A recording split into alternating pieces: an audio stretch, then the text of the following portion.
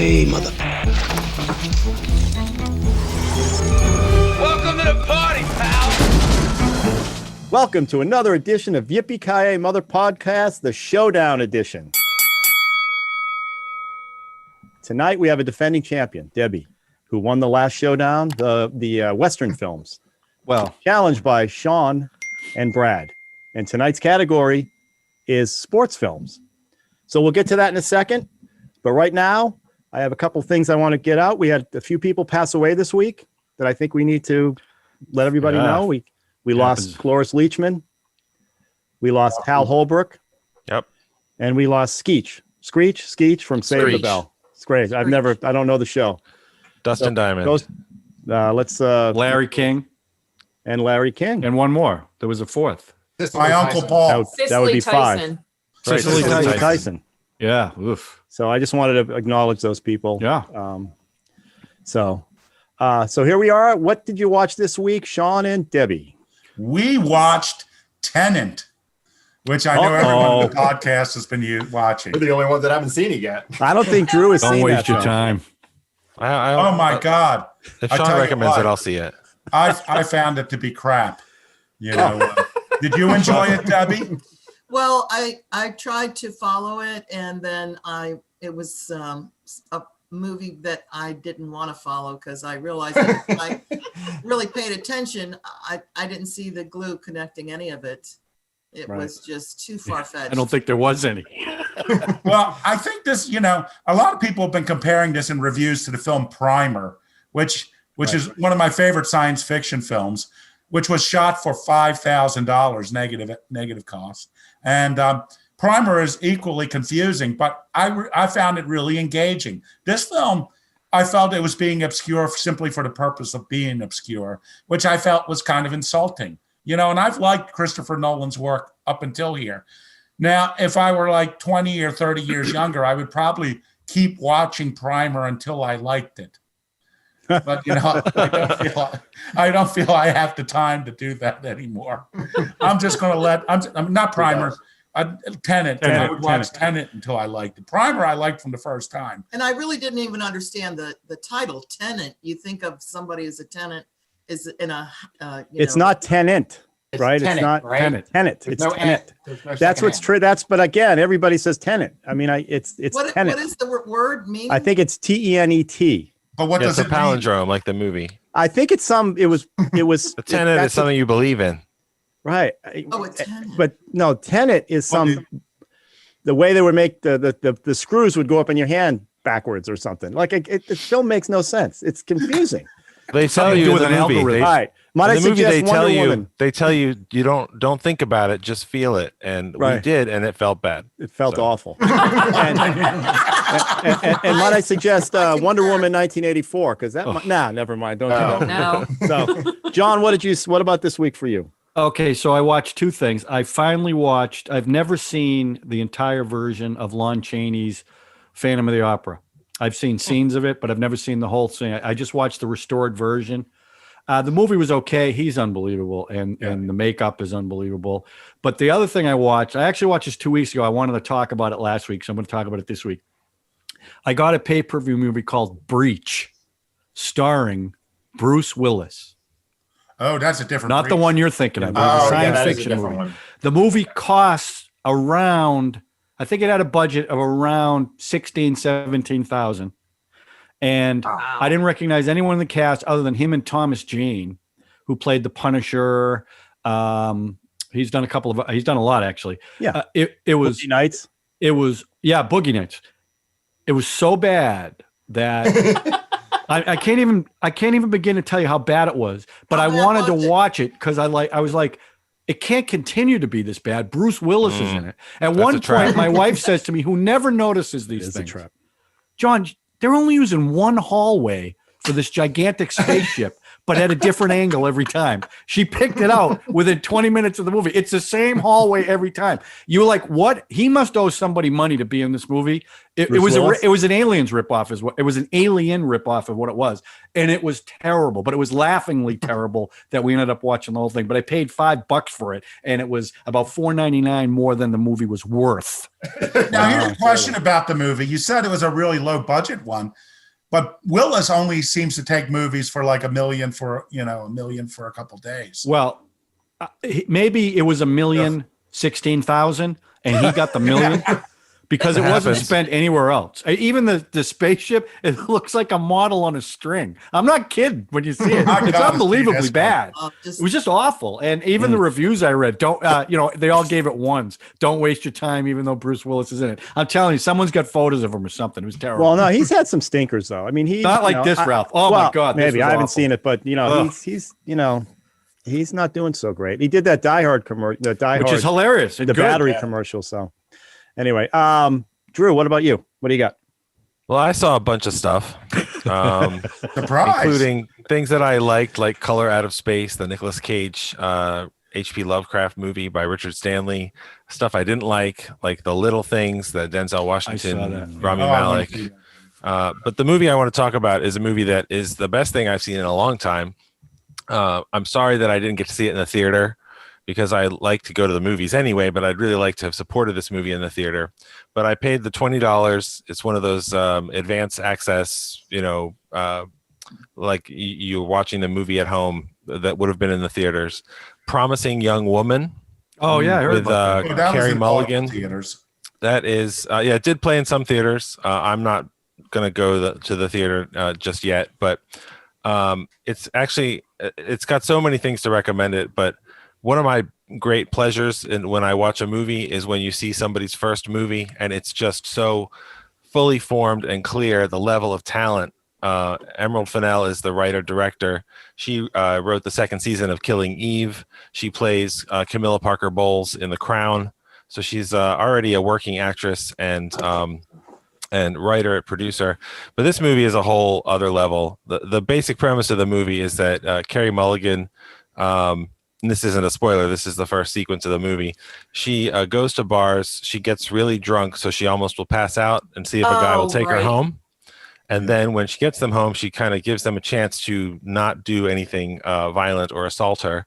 And when it's clear they made the wrong decision, then you discover she's actually sober and she's not happy about it. Mm-hmm. That is what the movie is about. That's also just barely scratches the surface of what the movie is about. It is just fantastic. It's a tough watch, not tough because it's full of like horrific violence, although there is violence in the movie.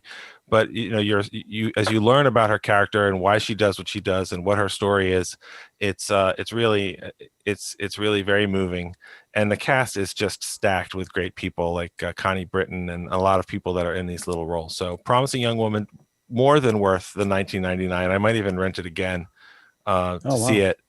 I've heard it's not as good as Breach, but I couldn't recommend the movie more of anything. Let's make sure we're talking about the correct Breach, because there's a good Breach out there. There is a good Breach. Not the Chris Cooper, Chris Cooper Breach. Yeah, so Promising Young Woman. That was great. Yeah, that was a good movie. So that almost sounded like you were describing Psycho Love a little bit, Drew. I was kind Psycho's of in thrown love off by that. Psycho's in Psycho, love. I'm sorry, Psycho's in Love. Now playing Psycho's on in Love, but you can MovieStrange.com. see, you can see that today on Movie Strange. That episode. I teed that one up for you, didn't I? Yes, thank you. Well, okay, enough. Come on, stop with the Movie Strange. Oh my goodness, I wouldn't want anybody. Brad and Wojo, what do you got? We watched a lot, so we're going to be like Drew now. No, I'm kidding. Do it, Drew it. Drew it. We're gonna Drew it. Just That's good. We finished watching Scrubs. Well, no, wait. Let me tell We've you. already talked about Scrubs. Right, but here's the thing. We finished the 8th season and watched the first episode of the 9th season because, see, they thought they were getting canceled. The 8th season, the last episode wraps everything up in a bow. It's fantastic. The 9th season, they were like, well, crap. We got another season and we wrapped everything up. Let's take them to medical school. And then their teachers. So they were teaching medical school. And we watched the first episode and said, okay, no, we're not going to do this. So then we watched, a friend recommended Stand Against Evil, which also stars John C. McGinley. It is fantastic. You have to watch a couple episodes to really get into it. It was only 3 seasons. It was created by Drew Gould.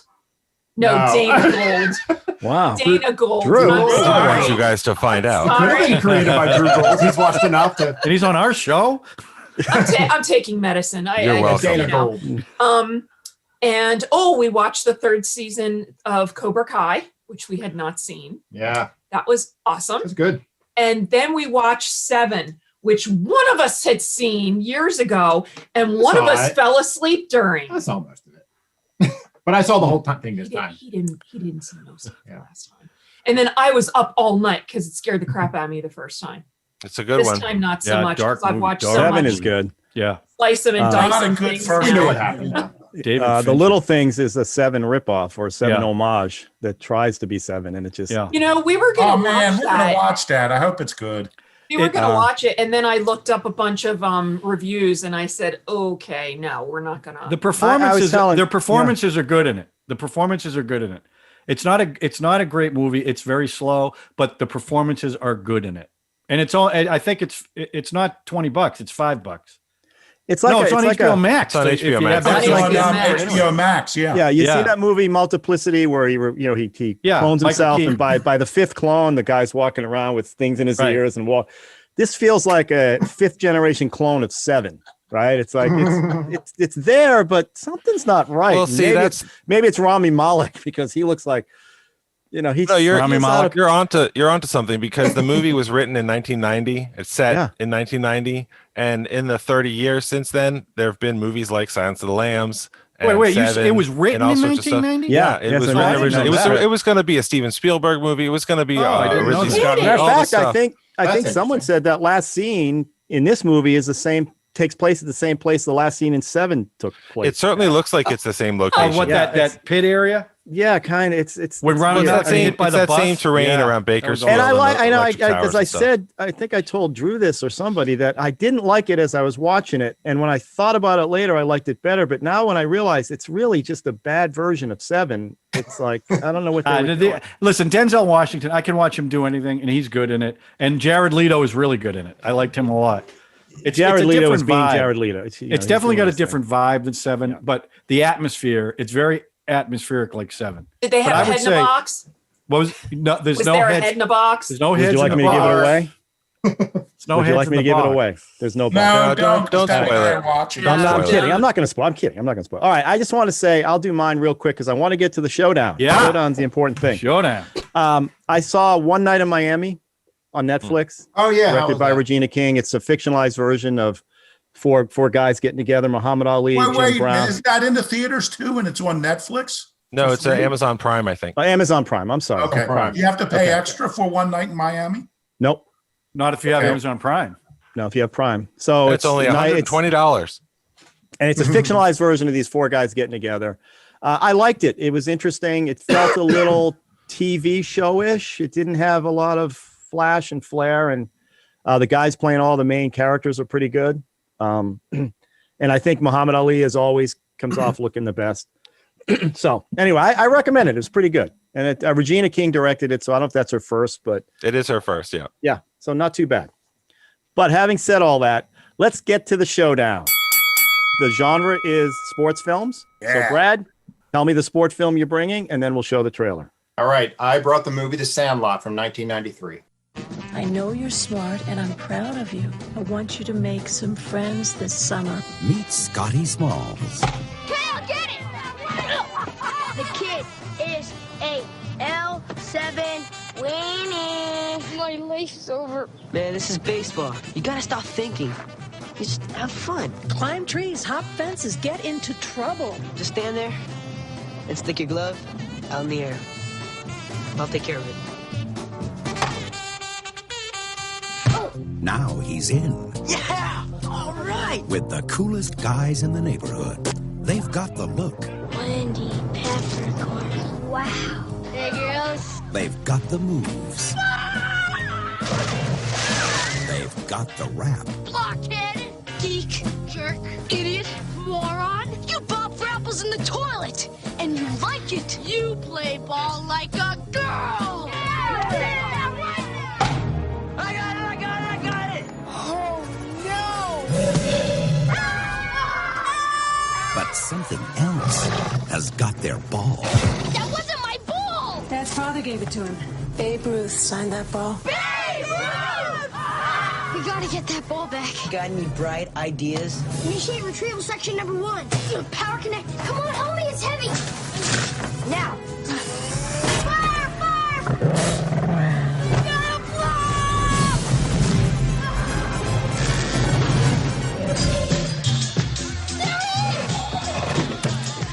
Mommy, look, a doggy. Ooh, a big doggy. 20th Century Fox presents Hey guys, it's the Sandlot babies. You're the ones that making all that racket. A Lifetime of Adventure. Come on, Squid, you can do it. Pull through, bud. You little pervert.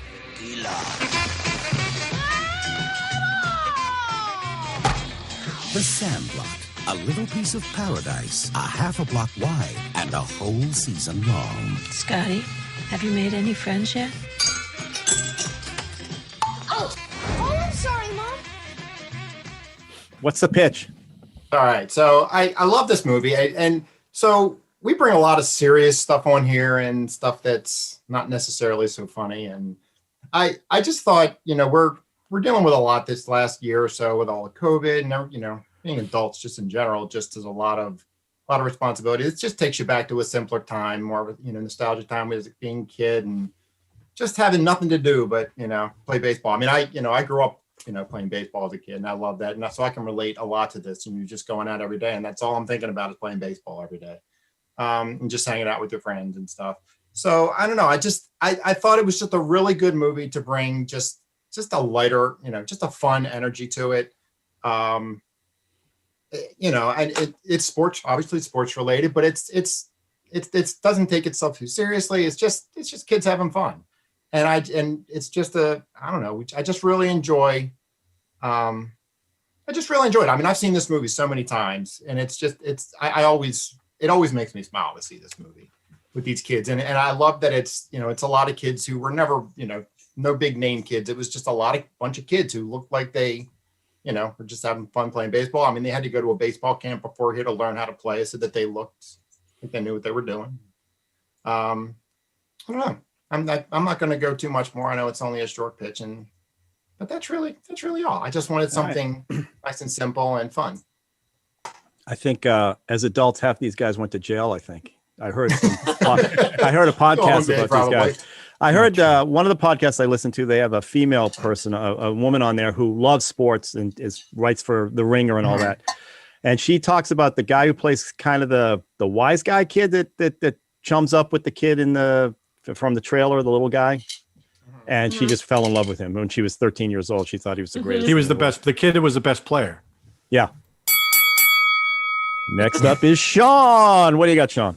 Oh, I'm bringing in a film I enjoy greatly. 1996, Ron Shelton film, Tin Cup. Waggle it. From the creator of Bull Durham and White Men Can't Jump. The clubhead, waggle the clubhead. Comes a story.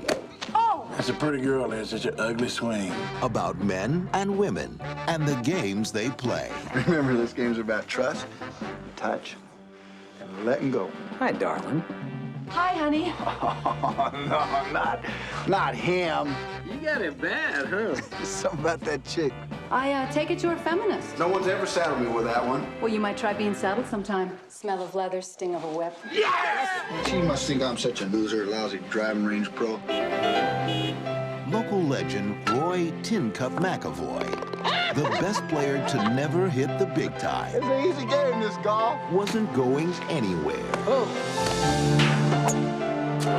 It's got to be the woman. I thought you said it was a virus. Well, a woman can have the same effect. But ever since Dr. Molly Griswold got inside his head, I think I'm in love with you. What? he's been changing his whole approach.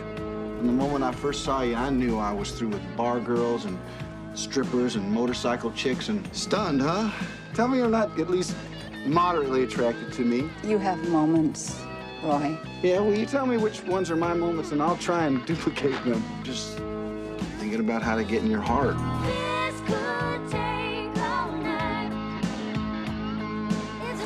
Come on, you guys. You're all nuts. Yeah. To the cup! To the cup! Tin Cup. Go. Well, you know, there's a lot of sports movies. There's a lot more that are like more inspiring, rousing. There are more that are funnier. But this is the most amiable sports film ever. It's just simply enjoyable. Kevin Costner plays a driving range pro and who's got tremendous natural talent, but he does not have the discipline to do something. He's kind of a loser, and he's got a group of guys that hang out with him. It all feels very natural. And then Renee Russo, a psychiatrist, steps in, and she wants to get a golf lesson because she's dating a golf pro. And, Kevin Costner falls in love with her immediately. And then he discovers that she's in love with his old rival, who is now like a serious professional golf pro. And so he decides to win her, he's going to have to go into an open and win the contest. And he hires her to talking through his psychological problems to win the game. But I tell you, I love this film. It feels very natural. I really love the characters. Even if you lifted these characters up and put them in a different movie, I would still love the movie because I love the characters. It all feels very natural to me. I think Kevin Costner is probably at his best in this movie. I think Renee Russo is really at his best. And I thought Don Johnson does a really good job as a bad guy. And Cheech Marin is terrific as Kevin Costner's friend. And all the guys that hang out with him, it feels so authentic. It's so likable. And it's a really good golf movie. And they give if you listen to the golf lessons are terrific. Debbie and I haven't played golf in a while, but before we do, we always watch this movie. And if we watch this movie, we want to go out and play golf. I mean, I think it's just a terrific movie. It's one of my favorite sports films. Debbie, the defending champion, ready for the showdown. What do you got? Rocky. His name is Sylvester Stallone. He's the star of a new film called Rocky. He's been described as tough, handsome, talented, sexy, sensitive, dynamic, brilliant. He's been compared to Nicholson, De Niro, and Brando, but he is Rocky. He's the man who could be loved by only one woman because somehow she gets beneath the pain. He's every nobody who ever needed somebody. Rocky, do you believe that America is the land of opportunity? Yeah. I'll break both your arms so they don't work for you. He's every man who ever settled for something less. What about my pride, Nick? At least you have pride. I ain't had no pride. I ain't had enough. I want to get that. I want to get that. Terrific. I mean, you could be a heartbreak. You walk down the street breaking hearts the way you're looking. Very sharp. He's the man who never had a chance until now. Rocky. His whole life was a 1,000,000-to-1 shot.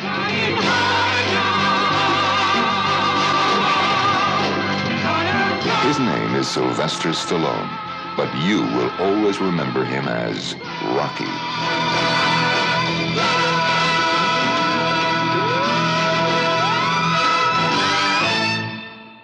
How do you not hear that music and just, holy cow. The music was part of the film. It was just so, and so was Philadelphia when they shot that city, and it's a beautiful film. Sylvester Stallone just really brought everything. I didn't think of boxing as a sport so much, but after seeing this film, I really wanted to go see a fight. I never did see a fight. I never went to a boxing match, but inside, I said, there's something about boxing that is just so, inside of us. The struggle that he went through to get in shape to do this to win. And that's all. What I think we need now is to each one of us dig deep, finding it in ourselves to really succeed. Also, I think of this film as Rocky as a Cinderella story. Excuse me. Because it was him being the underdog and then just really, eating the eggs, the raw eggs when that scene came on. And I just love this film. I love the romance between him and Adrian. It was just sweet. Yeah, and his backstory, Stallone's backstory, getting this to the screen is amazing too. I mean, you talk about, million to one shot, and he pulled it off and insisted that he do the acting, and boom, here we are. How many years later? He wouldn't sell the rights unless he could be Rocky. He's still playing the same character 45 years later. Yeah, and his Balboa was a pretty good film. That one. Can you imagine anybody else playing Rocky now? I mean, it's just hard to envision. But that's, so let's vote. Come on. All right, so we know how this works. We've decided that you bring your film. That's an automatic vote for your film. So you cannot vote for another film. Can I just say one thing before you do this? I think these are 3 excellent choices. Yes. I think there are I agree. No losers in this category. You guys picked 3 winners. All 3 of you did. John. This is tough for me, I have to tell you. I love all 3 of these movies, but since the only thing I can do right now physically is golf, I'm going to go with Tin Cup. Okay, Tin Cup. Ooh. All right, Drew. Well, in the interest of full disclosure, when I lived in Los Angeles, I was on a bicycle racing team, and one of the people on the team was Rene Russo's house sitter. So I just wanted to put that out there. 2 degrees. I have that connection to that movie. These are all good choices. The Sandlot I've actually never seen. Again, like It's a Wonderful Life, I've heard about it for a long time. Excellent. But I don't know. I think I'm going to vote for Rocky because of all the sports movies, it's sort of the sports movie. I mean, to the extent that the director then made the same movie like another 5 times with Karate Kids and Lean on Me and Rocky 5 and stuff. So I'm going to vote for Rocky as it just feels like the ultimate sports movie. Wow, that's a 1,000,000 to 1 shot, maybe. I'm kidding. Wojo. I've seen all 3 of these. I like all 3 of these, but I love The Sandlot. And I'm not just voting for it because it's Brad's, because God knows I would vote for something else. Oh, so this leaves me. Oh, my goodness. Oh, Ralph is the tie. Oh, yes. My goodness. I'm making this quick. It is. Wow. I'm going Tin Cup. Oh, thank you. Wow. I love Tin Cup. I love Kevin Costner, as we all know. I just think that's a great film. I can't wait to talk about it, actually, because it's literally one of my favorites. So that's why I voted for it. So there you go, Sean. Can I want to say one thing? Please. I love those other 2 films. Yeah, no, all of them are great. I saw The Sandlot in the movie. It was so charming. And as somebody said, Rocky sort of is the sports movie, Right. So when Debbie went with Rocky, I'm like, well, you're going to win this. Time since I've seen Rocky. So. But if you guys get a chance to watch The Sandlot, watch it. You guys will like it. It's really, it's really good. It's really good. Yeah. All right. Well, now the next step is we have a little intermission, and then we're going to talk about the film. So everybody enjoy the intermission, and we'll see you in a couple minutes. Let's all go to the lobby. Let's all go to the lobby. Let's all go to the lobby to get ourselves a treat. Well, how about that intermission? Everybody watch the film? Was that fun or what? It was great. Right. Thank you, I Ralph. watched the film that fast before. John, what are you doing? I had a little time during the break, and my hair was getting a little crazy, so I just thought I'd just trim it for the next half of the show. So nice. Good idea. Good job. But since you came to me, I just want to tell everyone with our new format, it's so exciting. We seem to be getting a lot of hits.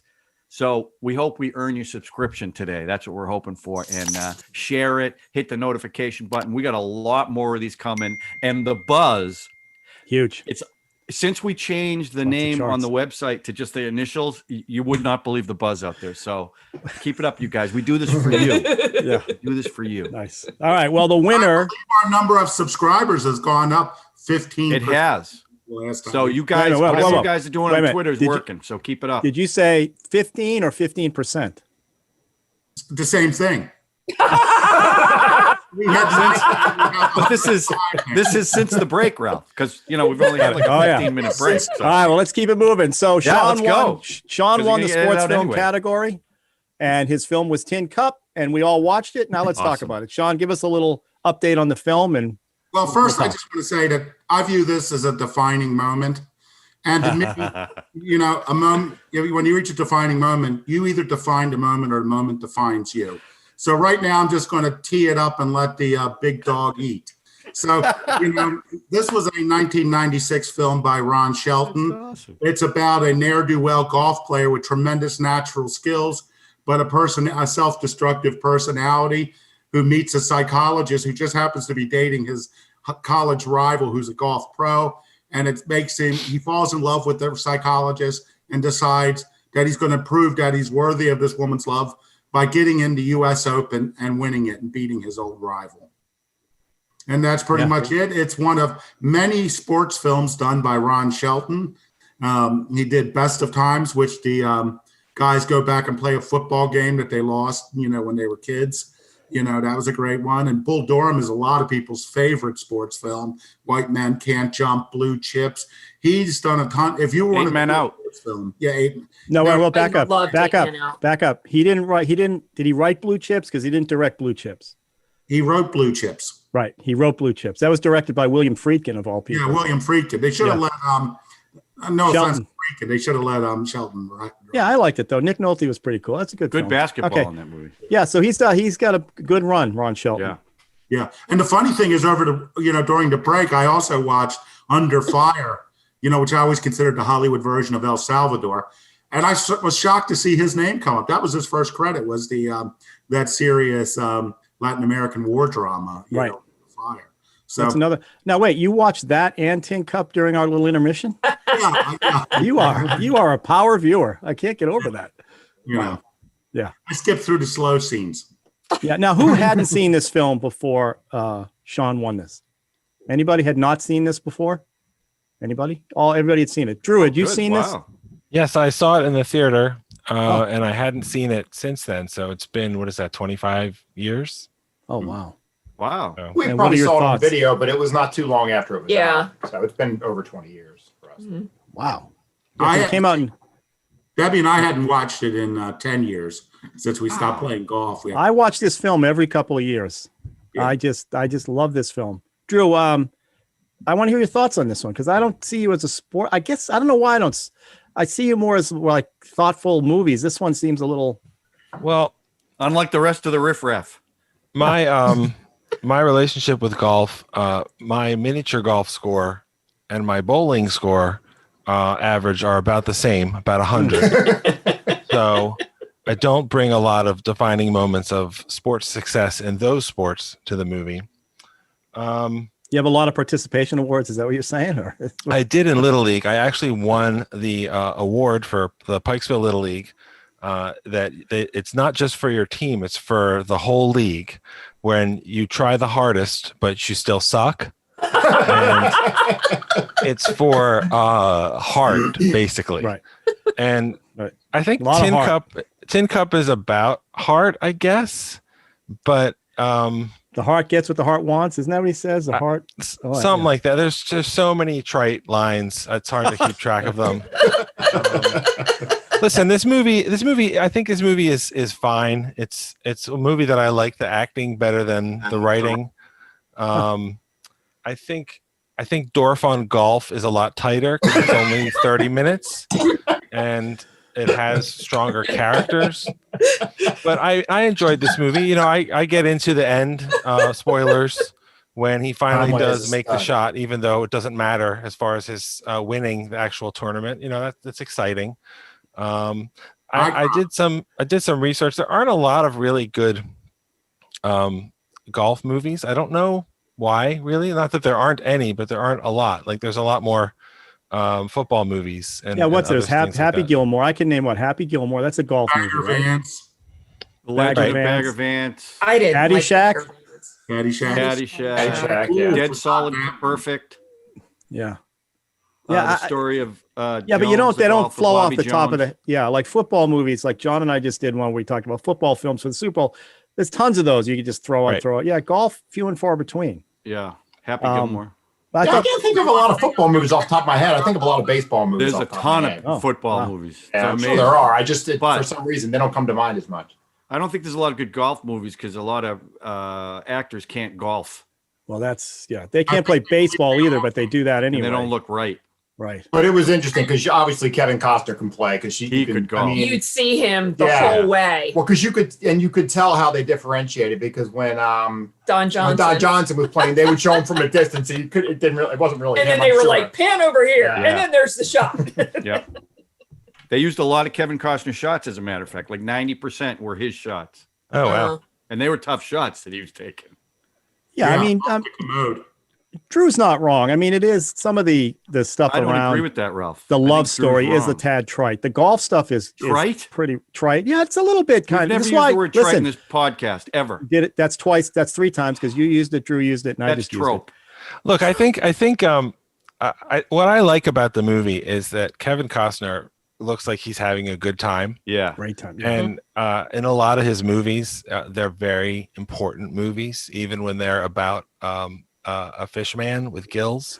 Like everything is very serious. And I like a lot of those movies. But if you go back to Silverado, where he plays Jake, he is just a complete goofball and he's having a lot of fun and he's really loose. And in this movie, he's really loose. And so even though I love stuff like Waterworld and Untouchables and things like that, I remember seeing it in the theater and thinking that he was having it must have just been easier.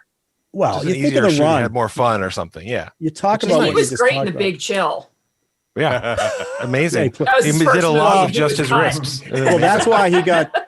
That's the reason he got the Silverado. Jake in Silverado is because they cut him out of The Right. Big Chill. And he the became director, star from Kasdan, said, Silverado. you're going to be in this one. His run in 87, right? He had, he also did The American Flyers, which is a bike right. story. I like so that he's one. done a lot of sports ones, but 87 and 89, The Untouchables, No Way Out, Bull Durham, Field of Dreams, Revenge, Dances Yeah, with Wolves. Of course, he wins the Oscar, does JFK. Oh, Dances with Wolves. The dude had a run. And remember, he did those two baseball movies back to back, which was a big risk, Bull Durham and Field of Dreams. Mhm. And what I think makes Tin Cup, other than like we were saying, the love story and all that, his athleticism is as natural as his acting. And it comes across in this film. You're right. He just seems like he's having a ball. And then you put good people around him like Rene Russo and Don Johnson, even though he can't golf, he's a very good actor. Cheech He's pretty Marin. funny. Cheech Marin was hilarious. Yep. Cheech was, his mentor was great cast. fantastic. Yeah. It's a great That guy cast. who And it's played just very Carl- playful. the guy who What's that? played- Yeah. All the guys who played the Salome crew were funny in the Waffle House. Yeah. Well, even Cheech's, the woman he ends up falling in love with, Kevin Costner's ex-girlfriend The there, stripper. who owns the stripper. owns the strip club. Yeah. She's fantastic. Yeah. I don't know. I my crush on Kevin Costner. So I just watch him and I just think he's great. We talk about That Can I scene that Drew, about Yeah. the film. Just one thing I like a film that takes me into a world that I don't know or hate. I mean, I grew up, my father would watch golf, and I couldn't have been more bored out of my mind. I mean, my first job that I've made money outside of like cutting the lawn for the family was going to the golf course and retrieving balls from the water for golfers. And that was a lot of fun, but I just had no interest in the game.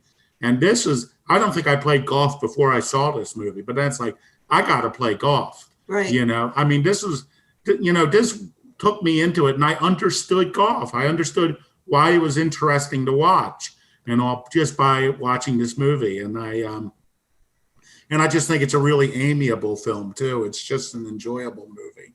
And I will say that when he hit that ball at the end, there were some tears in the eyes, I can't lie. The room got really dusty when I was watching it. Yeah. And part of that is Rene Russo's reaction to what he's doing. Yeah. I just find her very engaging. Just knock And it we- on, Roy. Knock it on. Knock it on when she decides what the hell. And then when he comes off and he says to her, I blew it. I could have won it and I blew it. She says, you blew it. They're not going to remember who won last year. They're going to remember you hit a 12 and knocked it on the 13th or whatever whatever it was. And that's what the movie's all about, which is you quoted it at the beginning, which is it's your decision that whatever's happening right now, you're making that decision. It's going to define you or not. Yeah. That's what this whole film's about. and he wasn't, he was his own worst enemy, and it's about inner demons. Right. Inner crapola. Yeah. And here's another thing about golf that, I wasn't a golfer. My brothers played golf. My father played a little golf, but the thing is, when we first went to play golf, we put that movie on, and that was my first lesson on how to play golf. So Sean and I stink at it. We all use all the cuss words that golfers use. Those holy that words. professional work done. But when we went to play golf, we just were out there outside in the fresh air, the walking, the swinging, but we just mostly was outside having fun, and it was an introduction to the golf world, and I liked the movie because of that. I think it opened up that world.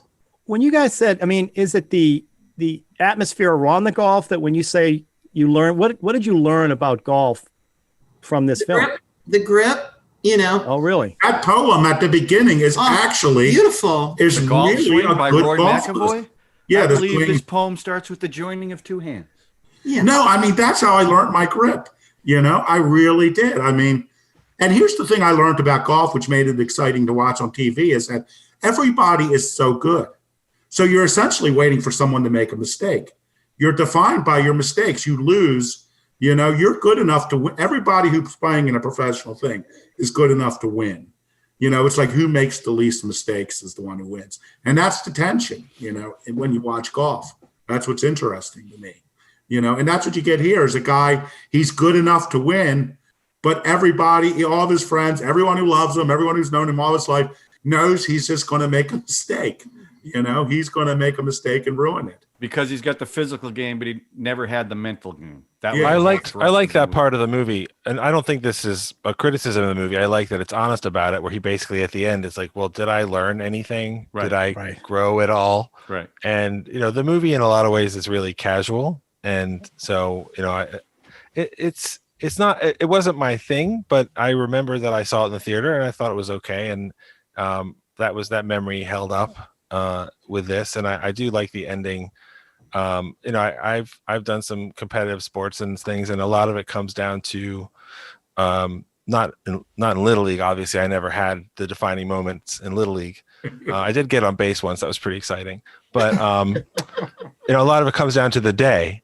And like he's one of these characters that he made the day happen. That's the whole movie. He made it happen, and then he did his thing, and then at the end he doesn't even realize what he did, to the point where Rene Russo has to tell him, you blew it. Great work. Yeah. So. Yeah, but do you want him to change? I don't want him to change. Oh, I don't know. He's charming, and if he's on my team, I'd want him to change. Like if I were relying on him, I would want him to that's change. what happened but at the end of the movie when you guys were all tearing up and everything. I was thinking he has learned nothing. Right. That's right, Brad. He has learned nothing. He could have won the U.S. Open as an amateur. But he got the girl, and he did. He's going to be remembered. He's going to be in the tournament the next year. So when this fades to black, a lot of stuff could happen. Yes, and he could blow the whole thing again on. But given his background, he's not going to do. He's just he'll lose the RV again. He'll lose the girl probably. All that. But as that character in that film, I love the guy. It's Kevin Costner too. So he knows who he is. That's for sure. Here's the big change in me, because I hadn't watched this in 10 years. When I first saw this film, I was like a single guy. And I won't say I was irresponsible, but I was certainly charting my own course, let us say. But I was watching it this time as a married guy, got grandkids and everything. And it's sort of like, I think Rene Russo's making a mistake. But I think it's defined in the movie. What do you mean? What way do you mean? I think she's marrying a really irresponsible guy. Oh, she didn't marry him. That's in the allude that they're going to be together. She's not going to stay with him. Yeah, but the other guy didn't like dogs and children. Yeah. You see her Major League, she goes back to Tom Berenger. And exactly. So Renee's the problem here. John, you're the only I don't know, Brad. I'm sorry, Wojo. I don't know if you guys are legit golfers. I know John is, because I've golfed with him. I've played golf, but I'm not a legit golfer. I've played miniature golf, and I have like I say. So I was windmill many times. I still have my set of clubs that I got from Calder in the 80s. So. All right, well, there you go. So my instinct is correct. John is the only true golfer here. Sure. And you love this film, right? I do. I take it?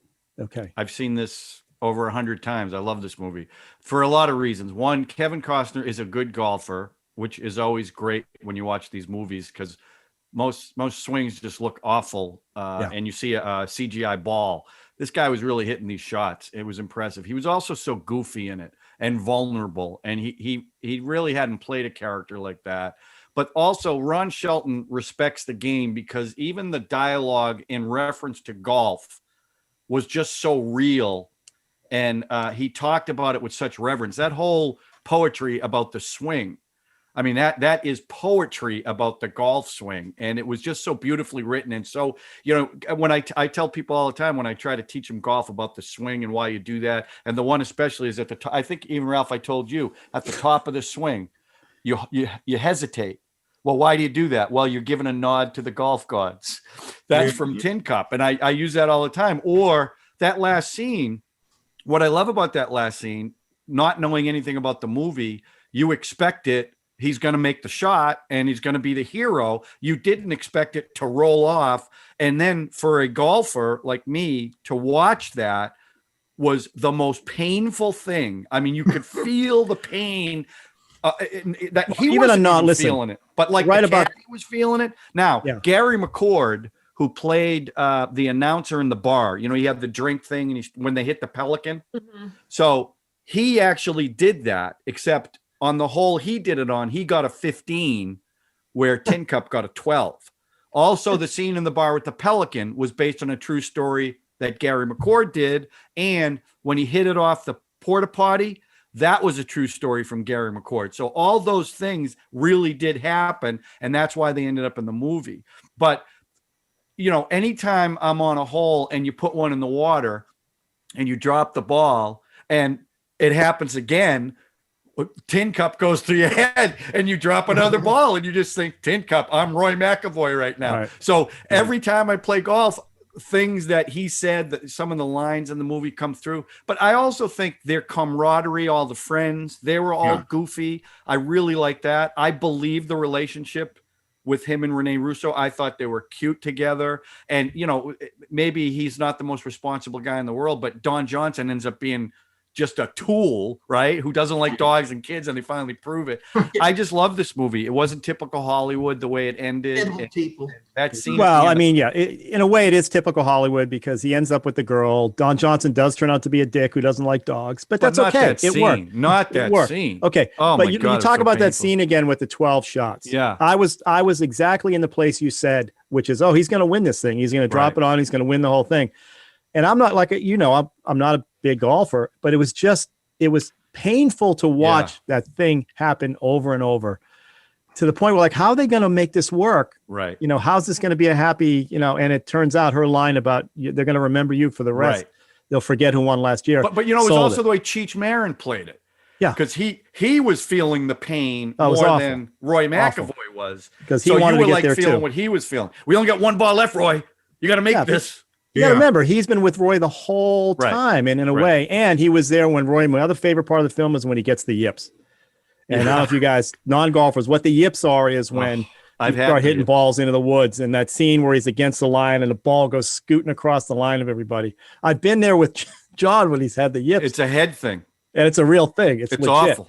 So when you see Roy coming out wearing all that shit on him and all the things to turn your body, it's just disheartening. You're like, oh my God. You're like rooting for him going, don't do that, man. Don't wear that shit. Get it off. You're the one who said it's all garbage. What are you doing? Because, he's out there golfing with. Some of it might work. With well, I'm glad shovels. to hear.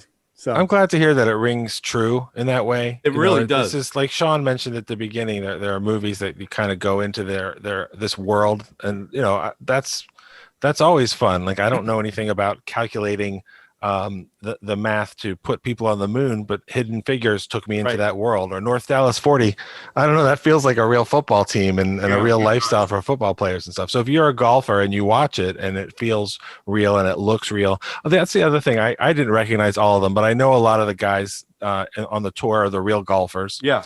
And I thought they did a good job. But what I didn't realize until I looked it up after, the guys in the booth with all their sarcastic commentary about what is this guy doing, what is Roy McAvoy doing, that's a real CBS producer and a real CBS technical director, and they were really natural and fun on camera and stuff. So it felt real because as I learned, a lot of it was real. Well, and he had so real I'm glad that it rang golfers. true. there were also real golfers playing in the tournament with him. Right. A lot of times they'd cut away to these guys going, "Who's this Rory McIlroy?" Those were legit golfers. Those were professional golfers that were in the thing, and they were making the side bets too. Some of those guys were making side bets. Well, that was in the film. charity tournament. Right. Yeah. My name's going to be next to Tin Cup.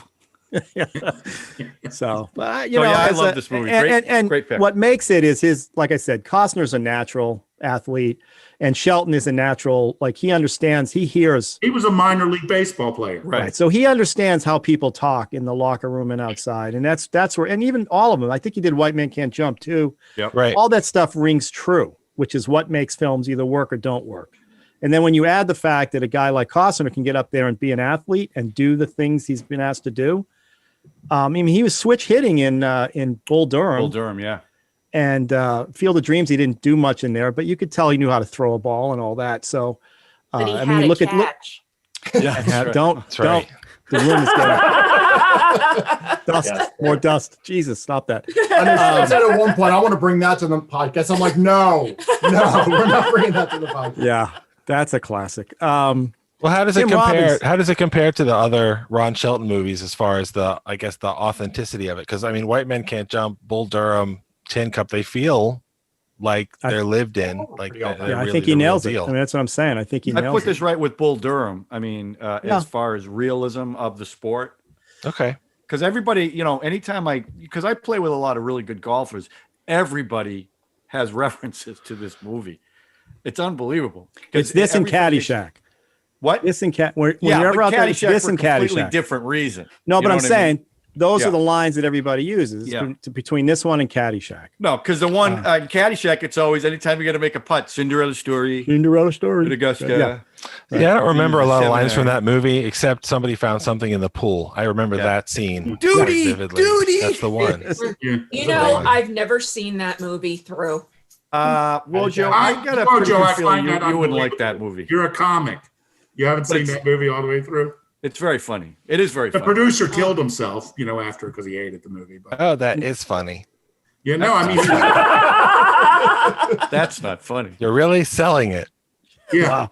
Well, It was so good he I don't killed know if you himself. see Yeah. the story behind it, but the producer Yeah, he couldn't wanted get to over make it. a real film about kids being caddies. Oh, you're talking about the guy who also Doug wrote Kenny. Animal House. Doug Kenny, who wrote Animal Doug House. Kenny, yeah.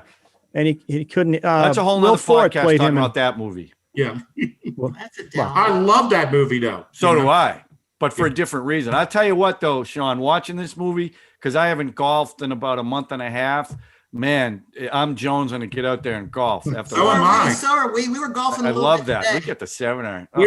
We were shooting it around out back. Yeah. Oh, nice. Well, we got That was fun. we got Our 3 little feet of snow right granddaughter, now. She did good. Yeah. That's funny One of because the I was things- thinking of Renee Russo when I saw this, but that's just me, I guess. She was Just saying. adorable in this movie. Yeah. I met her. One of the in my things that car. rang true for me in this movie was when he was teaching her first lesson, and he was talking about, she's hitting all the terrible shots, and he's like, you hit all these terrible shots, and you hit that one good shot, and that I remember because I used to play with my dad years and years ago, and that's what we would always say. We'd get so disgusted about Harwood, like you'd hit one beautiful shot, and it's like, oh my god, I am so That's jazzed when you up say, again. did you feel the tingling in your loins? Yeah. That's all it That takes. tuning fork It go takes off? that one. That's what's That's true. ridiculous about the sport. It just takes that one hit, Yeah. That and you're one back It's a in. ridiculously frustrating sport, but Yeah, it's- now It is. There was another great piece of wisdom in the movie too, when they said that only golf and sex are the two things you can really enjoy, even if you're not any good Good at it. at it. Yeah, Okay. I can speak to that. Ralph? I can see not being good at golf, but that's about it. I don't know. I'm just saying. Where's the bell? See, no, that's not Actually, inappropriate. That's where's the completely. cane? That was Like- inappropriate. Completely. I can also, Sean, I want to say that I never used to watch golf as a kid, right? Until I started playing golf. Right. And then I love watching golf, and it just seems so like, what's the point of watching? Once you know a little bit enough to know what they're doing, Yeah. and to see how they do the things they do, it's amazing. When you see guys turn it, I saw Rory Mackle, what's his name? Rory McIlroy, which was that guy. He said his name is very similar. The ball gets stuck by the bottom of a tree, and he just flips the club around and hits it Yeah, left-handed. and Mickelson does that all the time too. But Yeah, like Sean said, Mickelson it's is like this. when you watch real golf, like I shoot in the mid 70s to like low 80s, which, for me is fantastic. But then you see these other guys, they're shooting 72, 73 all the time, or 68 all the time. Wow. So you appreciate the fact that, unlike an amateur, every swing looks the same.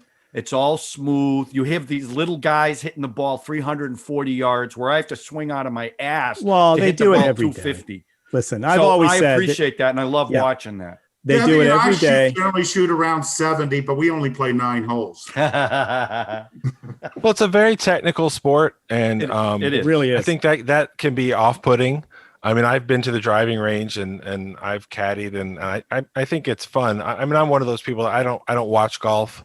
I sure noticed when Tiger Woods showed up and blew up everybody that was already amazing, but I can relate to it because I do Olympic weightlifting. And Olympic weightlifting is a really technical sport, and it's the same kind of thing. The guys that are the best in the world that you see in the Olympics that win the national, international championships, the way that they do. Well, I'll lean into the bell. The snatch is one of the lifts, for example. It's probably the single most difficult athletic move in sports, but it's very technical. And so when you see people who really know how to do it, if they do it with an empty barbell or with 250 pounds, it looks exactly the same. Yeah, and that's Remember, what guys, they're doing this every day. Well, day. I'm not saying I don't know how they got there, but that's what it takes. My joke is get them behind baseball. netted You can be system. a professional. You can be a professional athlete playing baseball, and you have to work out to stay in shape because it's a lot of standing around. Well, Like also- Babe Ruth is not going to be successful in other sports, even though he's amazing at it. But the technical part of it is very impressive. It is Golf amazing. is one of the only sports that anybody who plays it, the more you play it, the better you get. You just do.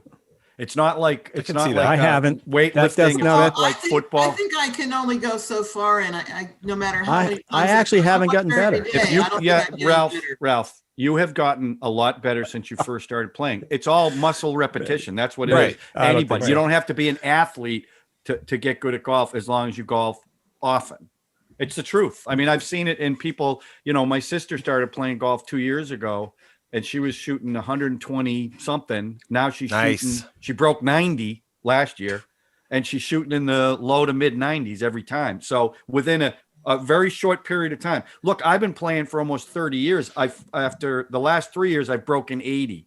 I've never broken it. That's all I've ever wanted to do is break 80. I'm not greedy. I'm not looking to break 70. But over time, I played more and more. I got better and better. You will, no matter what, you will get better. You might not shoot great scores, but you will improve. That's the great thing about golf. It takes a while. That's why in this movie, he was able to go in the U.S. Open because it's the only one that's open to everybody, unlike the other tournaments. So that's why he was able to even get in that. He's a driving range pro. How many But you have to driving qualify. range You pros still have there to qualify for that, though, right? You got to are? qualify. You have to win a somehow. qualifying round. Is that A what the one who regional. wanted the shovel? Was that a qualifying round with the shovels? No. That was to get his clubs back. How was she get the RV or the club Yeah, back? yeah. Which one? Okay. The pink ball. I like that scene, but How do you make money out of golf, John?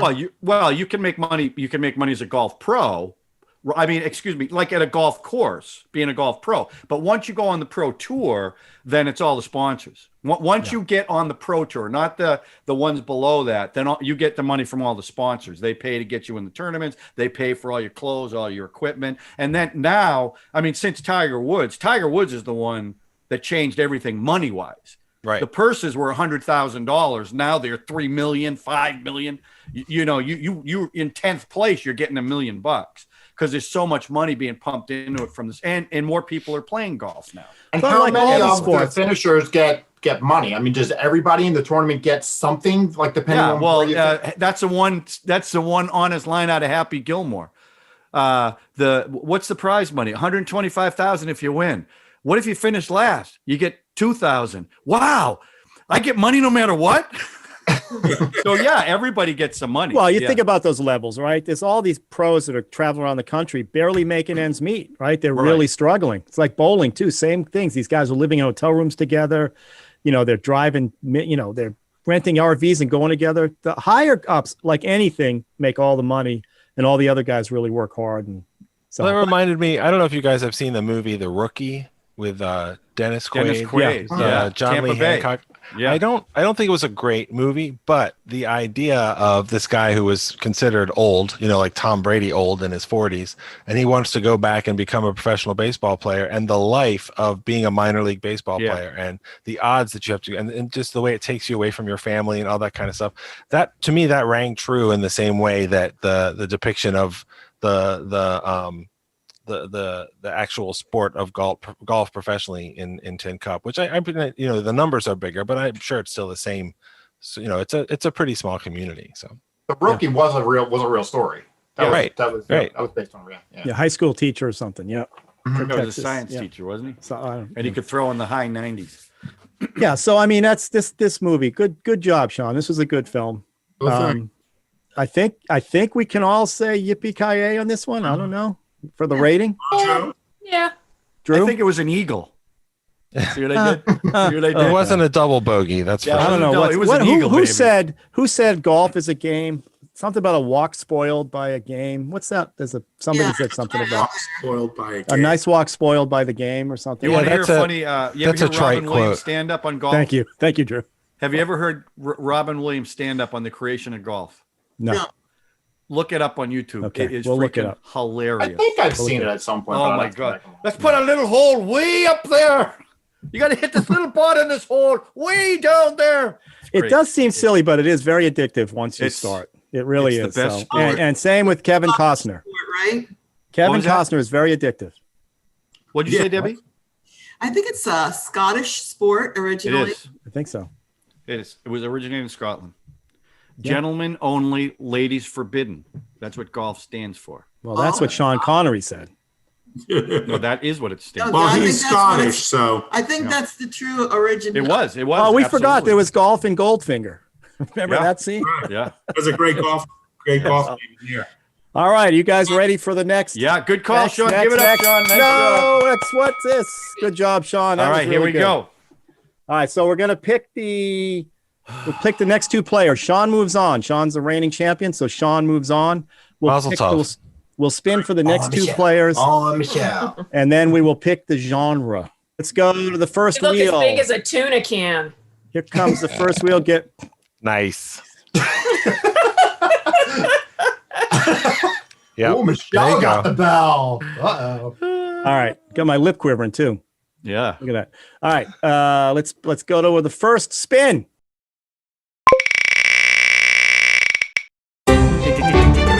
Oh, Hey. what the hell is that? Don't worry. That's me and Drew, my all and right. my late Oh. cat. I will Is put- somebody new I to know. the I podcast? didn't know who that was Don't worry, either. guys. I will. That's not an incredibly recent picture. Here is spin number 2. What was that? Oh, that? God. Holy I thought cow. I had an old picture. Oh, my goodness. All right. That head in the Now- air. High Now school the hard part. John's going to pick it. Okay, here we go for the genre. This should be Oh, it's fun. going to be cult movies, right? This is. Oh, there. Travel films. Oh, wow. Buddy movie. Oh, Wow. look at that. Buddy movies for a pair of buddies. This is That's a huge genre. That's pretty broad. all right. Yeah, that could I would be even any- say we could listen, do Tin Cup with Cheech Marin and Kevin Costner. That's the buddy film. Go Buddy with film is another Ron Shelton film, Best of Times, with Oh, Robin Williams. Robin Williams and Kurt Russell. I love that. was movie. that again written by Shelton or directed by Shelton? It was written by Shelton. I Okay. forgot. Wow, he's got a. We he's got talked a- about that in our football show, I know, Sean. I yeah. picked that one Yeah. as a movie I liked. I tell you All what, right, so go I may ahead. not go with that one, but I'm probably going to go with a buddy film. Okay, well that's Buddy what we're here film. for. So now it's Sean. Who we got? Sean, Drew, and John next time for the buddy. You wouldn't film, know by right? the photos, but yeah. That's true. All right. I didn't. true. You guys sent me those photos. I know, I thought we'd got, send uh, goofy seen photos. I that. didn't know we were sending headshots in, you know? Yeah, well, that's what you did. All right, everybody. I would have please sent a remember glamour out there, photo. I've got some in the boudoir world, photos that are nice. We What? are trying to get some more subscriptions, so please hit the subscribe button, the like, notification, all that stuff that's going on. down Ralphie, you got that down. there. Boom. Listen, And, all we're trying to do is earn your subscription. We're really working hard on the that's show. all we're And by doing. the way, I want to throw out a thanks to Ralph. He's really done a great job producing these. They look great. We've got wheels and everything. So, Ralph, I'd subscribe just for the work Ralph's doing. Cut.